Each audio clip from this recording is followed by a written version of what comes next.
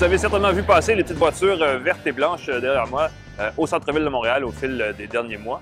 Elles sont enfin en opération. Ce sont les voitures de taxi, donc de Théo Taxi, le nouveau service de voitures électriques sur demande avec application mobile lancé par un groupe financé par l'ex-dragon Alexandre Taillefer.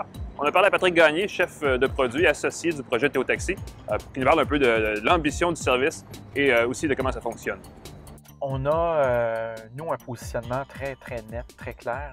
On est entre Uber et l'industrie du taxi. Le seul point en commun, c'est le mode de commande via l'app mobile, avec le plan, le véhicule qui se dirige vers toi sur le plan, le mode de paiement intégré dans l'application mobile. Mais ça s'arrête là. On a, nous, d'une part, des employés comme chauffeurs. Ce ne sont pas des sous-traitants, des travailleurs autonomes. On a actuellement une flotte de 60 véhicules. On a 50 permis de taxi.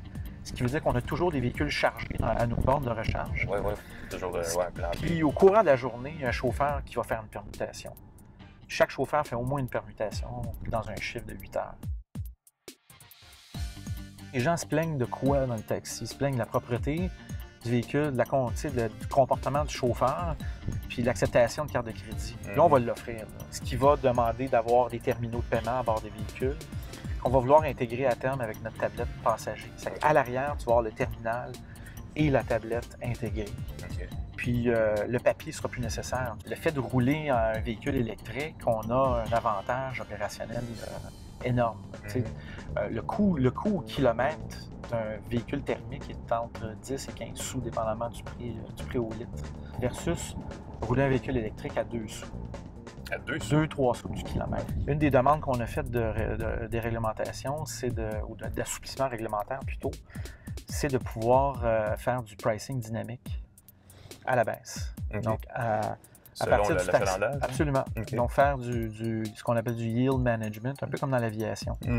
Achète deux voyages de taxi ce matin et bénéficie d'un escompte de 30 okay, dans ce sens-là, OK. Parce qu'on connaît les pics, pas du surge pricing, mais du pricing dynamique.